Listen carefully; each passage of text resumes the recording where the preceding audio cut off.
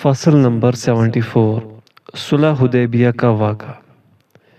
یہ غزوہ ذوالقعدہ سن 6 ہجری میں واقع ہوا۔ تفصیل یہ ہے کہ حضرت صلی اللہ علیہ وسلم 1400 مسلمانوں کے ہمراہ عمرہ کی غرض سے مکہ روانہ ہوئے۔ ایک جاسوس پہلے سے بھیج دیا تھا کہ قریش کی نقل و حرکت سے آگاہ کرتا رہے۔ مقام اسفان میں پہنچے تو مخبر نے خبر دی کہ قریش نے اپنی تیاریاں مکمل کر لی ہیں، وہ آپ سے جنگ کریں گے اور کعبہ سے قریب نہ ہونے دیں گے۔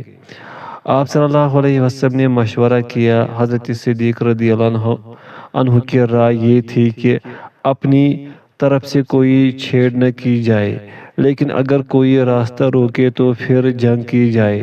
نبی کریم صلی اللہ علیہ وسلم نے بھی یہ رائے پسند کی اور آگے بڑھے۔ حضرت صلی اللہ علیہ وسلم مقام حدیبیہ پہنچ کر حضرت عثمان رضی اللہ عنہ کو یہ پیغام دے کر مکہ بھیجا کہ ہم جنگ کے ارادے سے نہیں آئے، صرف عمرہ مقصود ہے، اس لیے ہمیں نہ روکو۔ قریش نے یہ پیغام بے پرواہی سے سنا اور حضرت عثمان رضی اللہ عنہ سے کہنے لگے کہ جو کچھ تم نے کہا ہے ہم نے سن لیا، بس رہنے دو۔ اس کے بعد صلح کی بات چیت شروع ہوئی تو بڑھتے بڑھتے جھگڑے کی صورت پیدا ہو گئی۔ فریقین نے ایک دوسرے پر پتھراؤ کیا اور تیر برسائے۔ اسی دوران حضرت صلی اللہ علیہ وسلم کو خبر ملی کہ حضرت عثمان کو شہید کر دیا گیا ہے۔ اس سے مسلمانوں میں سخت غم و غصہ پیدا ہو گیا اور سب نے درخت کے نیچے رسول اللہ صلی اللہ علیہ وسلم کے ہاتھ پر بیعت کی کہ لڑیں گے اور کسی حال میں بھی نہ بھاگیں گے۔ لیکن حضرت عثمان رضی اللہ عنہ جلد ہی مکہ سے صحیح و سالم واپس آ گئے، جس سے جوش ٹھنڈا ہوا اور صلح کی گفتگو از سر نو شروع ہوئی۔ پھر حسب ذیل شرطوں پر عہد نامہ لکھا گیا۔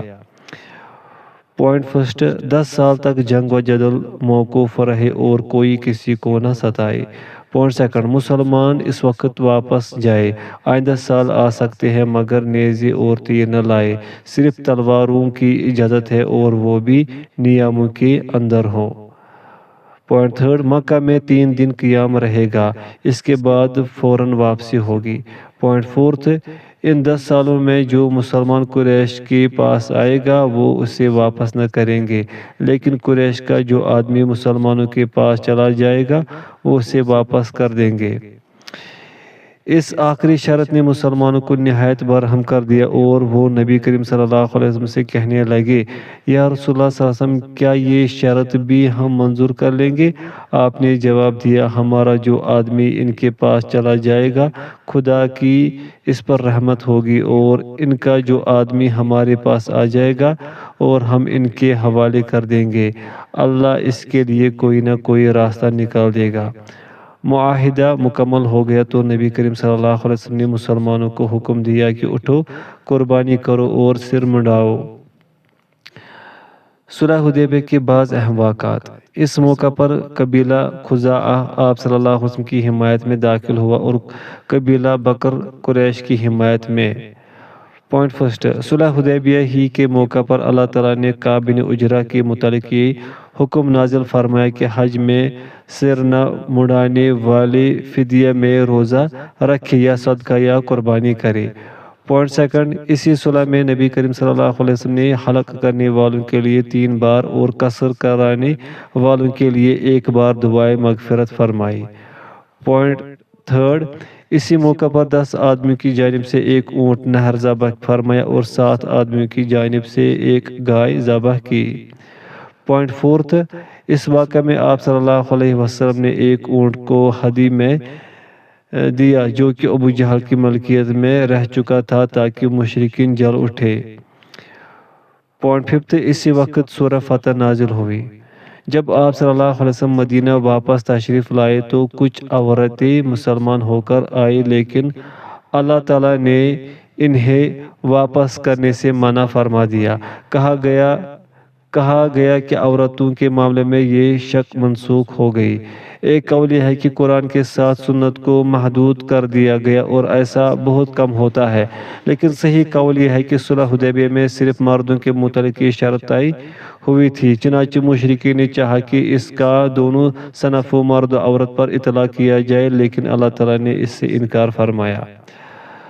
صلح حدیبیہ سے مستنبط بعض احکام و مسائل۔ پوائنٹ فرسٹ، یہ معلوم ہوا کہ حج کے مہینوں میں عمرہ کیا جا سکتا ہے اور میقات سے عمرہ کا احرام باندھنا افضل ہے جیسے کہ حج کا احرام۔ جس حدیث میں یہ مذکور ہے کہ بیت المقدس سے عمرہ کا احرام باندھنے والے کے گناہ بخش دیے جاتے ہیں، وہ ثابت نہیں۔ پوائنٹ سیکنڈ، یہ بھی معلوم ہوا کہ تنہا عمرہ میں قربانی کا جانور بیچنا سنت ہے اور اس میں علامت لگانا سنت ہے، نہ کہ مسطح کیا جائے کیونکہ یہ ممنوع ہے۔ پوائنٹ تھرڈ، معلوم ہوا کہ دشمنان اسلام کو جلانا مستحب ہے۔ پوائنٹ فورتھ، نیز معلوم ہوا کہ امیر کو چاہیے کہ دشمنوں کی نقل و حرکت کا اندازہ کرنے کے لیے جاسوس ارسال کرے۔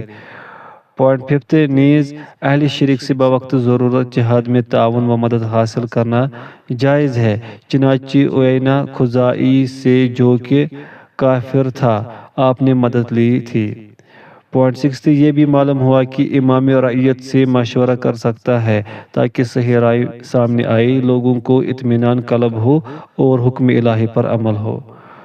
پوائنٹ سیونتھ، معلوم ہوا کہ مشرکین کی اولاد کو جنگ سے پہلے قید کرنا جائز ہے۔ پوائنٹ ایٹھ، یہ بھی معلوم ہوا کہ غلط بات کی خواہ غیر مکلف کی طرف منسوب ہو تردید کرنی چاہیے، چنانچہ جب لوگوں نے کہا کہ قصوہ اونٹنی اڑ گئی ہے تو آپ نے فرمایا کہ وہ اڑی نہیں اور نہ اسے زیبا ہے۔ پوائنٹ نائنتھ، دین کی خبر پر حلف اٹھانا جائز ہے بلکہ مستحب ہے، جس سے اس کی تاکید ہو۔ نبی کریم صلی اللہ علیہ وسلم سے اسی سے زائد بار حلف اٹھانا ثابت ہے، اور 3 مقامات پر اللہ تعالیٰ نے تصدیق کے لیے حلف اٹھانے کا حکم دیا، جیسے کہ سورہ یونس، سورہ سبا اور سورہ تغابن میں مذکور ہے۔ پوائنٹ 10، مشرکین، اہل بدعت، فسق و فجور میں مبتلا لوگ بھی اگر اللہ کی محرمات کی عظمت و احترام کا مطالبہ کرے تو اس سلسلہ میں ان سے تعاون کرنا چاہیے اور دوسروں کو ان سے روکنا چاہیے، اور حرمات اللہ کی تعظیم میں تو ان کی مدد کرنا چاہیے، البتہ ان کے ذاتی فسق و فجور میں بالکل تعاون نہ کرنا ہوگا۔ چنانچہ اللہ تعالیٰ کی پسندیدہ چیز پر مدد طلب کرنے والے شخص کی بہرحال مدد کی جائے، بشرطے کہ اس سے کوئی ناپسندیدہ چیز کا ظہور لازم نہ آئے۔ یہ مقام بہت نازک اور مشکل ہے، اس لیے بہت سے صحابہ کے دلوں میں تنگی پیدا ہوئی تھی۔ حضرت عمر رضی اللہ عنہ نے اسی وجہ سے اس موقع پر اپنی ناراضگی کا اظہار کیا تھا، اور حضرت ابوبکر نے انہیں نبی کریم صلی اللہ علیہ وسلم کا جواب دیا۔ اس سے یہ بھی ثابت ہوا کہ وہ تمام صحابہ میں افضل تھے، اللہ، رسول اور دین کے بارے میں ان کی واقفیت سب سے زیادہ اور رسول اللہ صلی اللہ علیہ وسلم کی موافقت میں سب سے زیادہ سخت تھے۔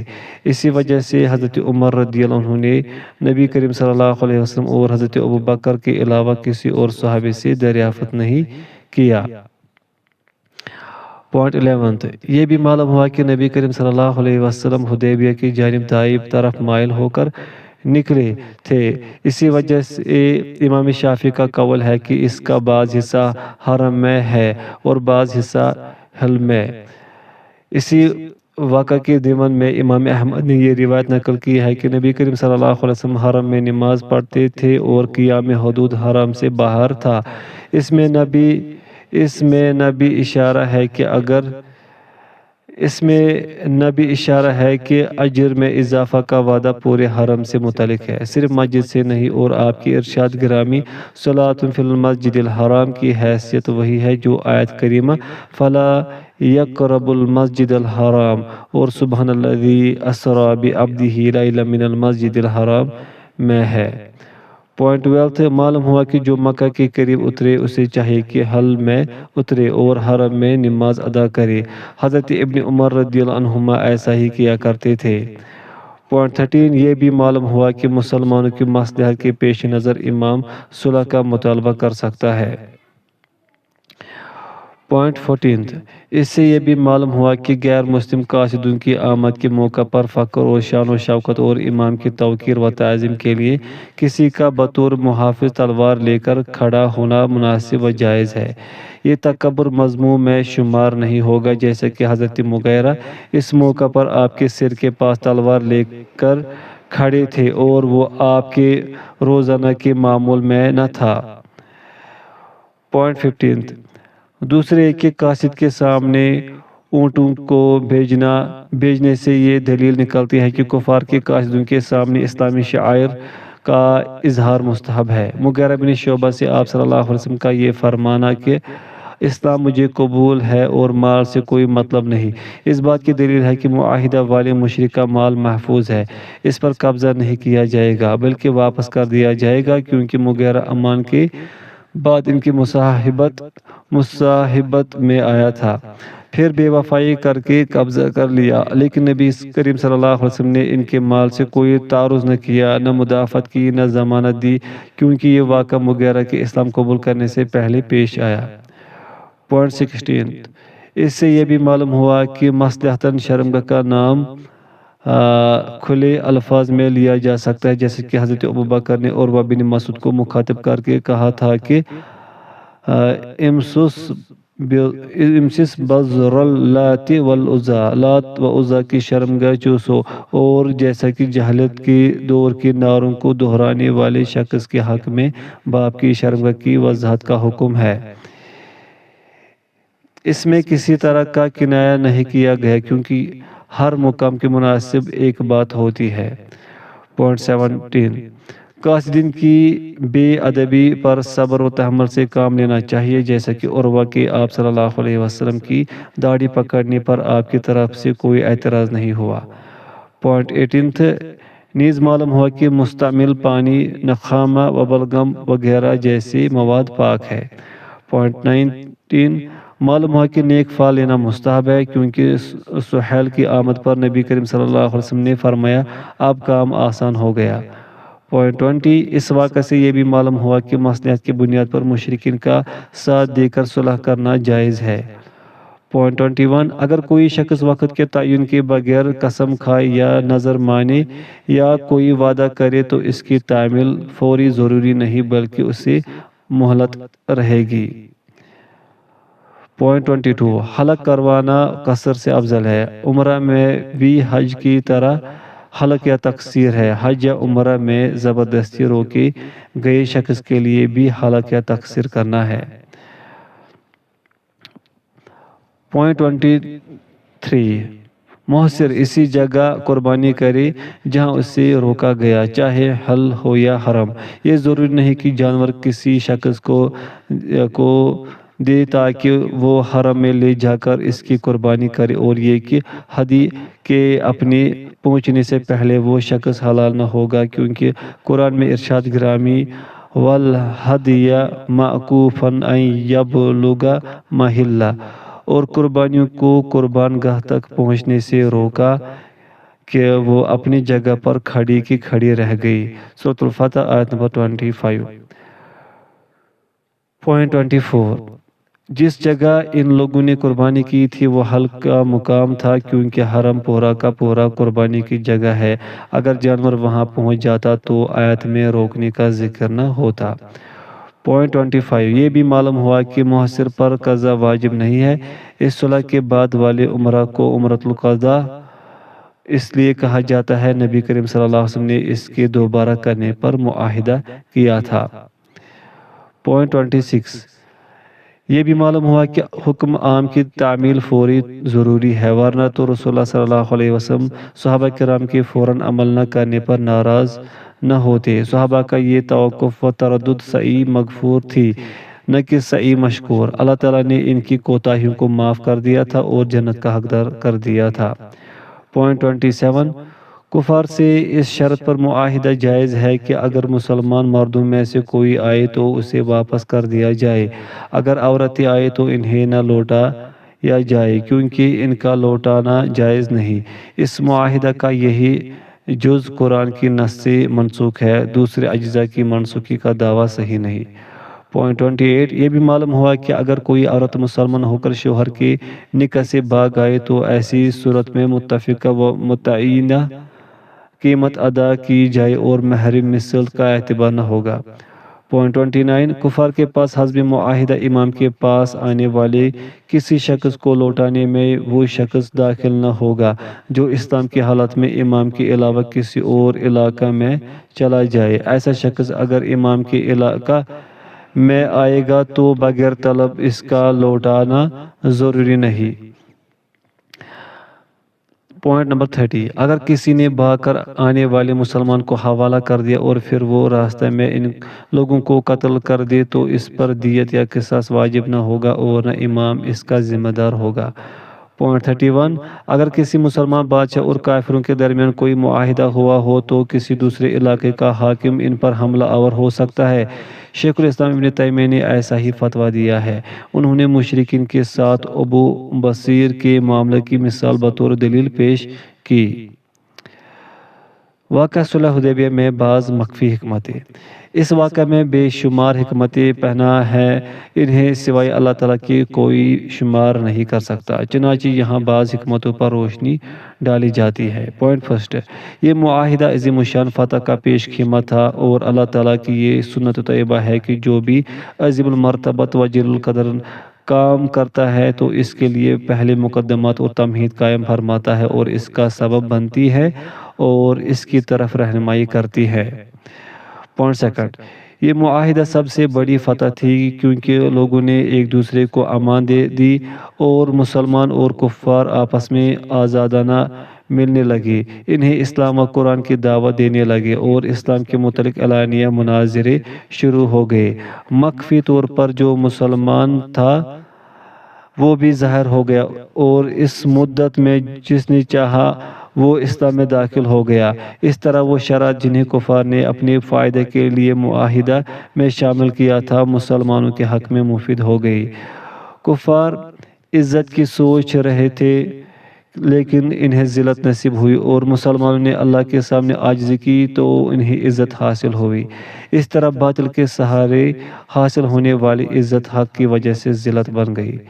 پوائنٹ تھرڈ اس معاہدہ کو اللہ تعالیٰ نے ایمان و یقین میں اضافہ کا سبب قرار دیا۔ قضا و قدر الہی پر رضا، وعدوں کی تصدیق، اس کے وعدوں کا انتظار، پھر سکینہ کی صورت میں اللہ تعالیٰ کے انعامات کا مشاہدہ جس کے ذریعے دلوں کو اطمینان نصیب ہوا اور انہیں قوت حاصل ہوئی جس کی انہیں سخت ضرورت تھی کیونکہ حالات ایسے سنگین تھے کہ پہاڑ بھی ڈگمگا جاتا۔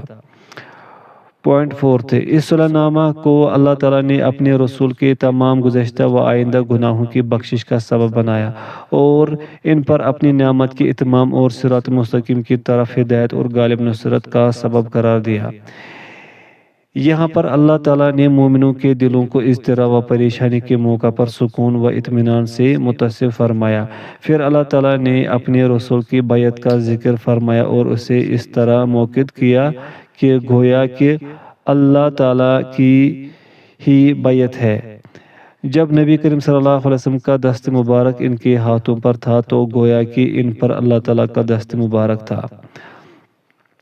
پھر خبر دی کہ اس عہد کو توڑنے والے کی اس حرکت کا زوال خود اس پر آ کر رہے گا اور ان اعراب کا ذکر فرمایا جنہوں نے عہد شکنی کی اور اللہ کے ساتھ بدظنی کا ثبوت دیا۔ پھر فرمایا کہ اللہ تعالیٰ رسول اللہ صلی اللہ علیہ وسلم کے ہاتھ پر بیعت کی وجہ سے مومنوں سے راضی ہوا اور اس وقت ان کے قلوب جس صدق و وفا سے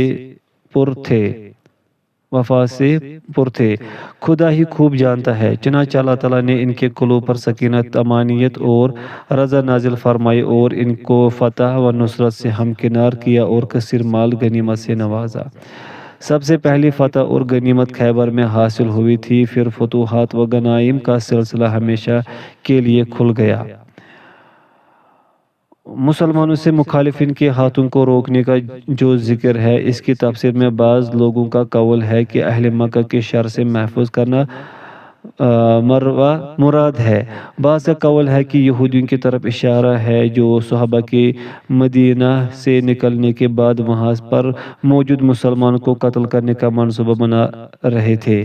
بعض حضرات کا قول ہے کہ خیبر کے لوگ اور قبیلہ اسد و غطفان کے حلیف لوگ مراد ہیں، لیکن صحیح و راجح قول یہ ہے کہ آیت ان تمام دشمنان اسلام کے حق میں عام ہے۔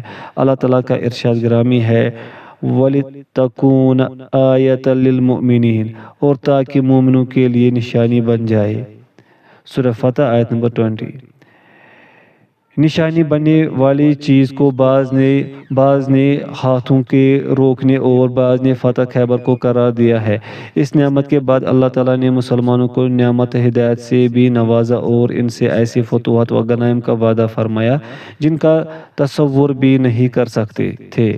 اس کی تفسیر فتح مکہ، روم، فارس اور خیبر کے بعد مشرق و مغرب کی دیگر فتوحات سے کی گئی ہے۔ اس کے بعد فرمایا کہ اگر کفار اولیاء اللہ سے جنگ کرے تو انہیں نصرت نہ ملے گی اور پیٹ پھیر کر فرار ہو جائیں گے، اور اس کے بندوں میں یہ اللہ تعالیٰ کی سنت قدیمہ چلی آ رہی ہے اور اللہ کی سنت میں تبدیلی نہیں آیا کرتی۔ اگر یہاں یہ سوال کیا جائے کہ ایسی صورتحال غزوہ احد میں کیوں پیش نہیں آئی، تو اس کا جواب یہ ہے کہ اللہ تعالیٰ کا یہ وعدہ صبر و تقوی کی شرط سے مشروط ہے، اور احد کے دن چونکہ مسلمانوں نے صبر کا دامن چھوڑ دیا تھا اور سستی اور بزدلی کا مظاہرہ کیا اور تقوی کے بجائے مخالفت و نافرمانی میں ملوث ہو گئے، اس لیے اللہ تعالیٰ کا وعدہ پورا نہ ہوا۔ پھر مذکورہ مردوں اور عورتوں کی وجہ سے ہاتھوں کو روکنے کا ذکر کیا اور ان سے عذاب کو اس طرح دور کیا جس طرح رسول اللہ صلی اللہ علیہ وسلم کی موجودگی کے وقت آپ کے سبب عذاب کو ہٹایا تھا۔ پھر کفار کے دلوں کی حمیت کا ذکر فرمایا جس کا مرجع ان کی جہالت اور ظلم و زیادتی ہے، اور اس حمیت جاہلیہ کے مقابلہ میں اپنے اولیاء کے دلوں میں جو اطمینان و سکینت نازل فرمائی ہے اس کا ذکر فرمایا، اور کلمہ تقوی کو اس لیے ضروری قرار دیا ہے کہ اس سے عام طور پر وہ تمام باتیں مراد ہیں جن سے اللہ تعالیٰ کا ڈر پیدا ہو، اور سب سے اعلیٰ و افضل کلمہ اخلاص ہے۔ پھر فرمایا کہ اللہ تعالیٰ کی ذات پاک ہے جس نے اپنے رسول کو ہدایت اور دین حق دے کر مبعوث فرمایا تاکہ اسے باقی تمام ادیان پر غالب کر دے۔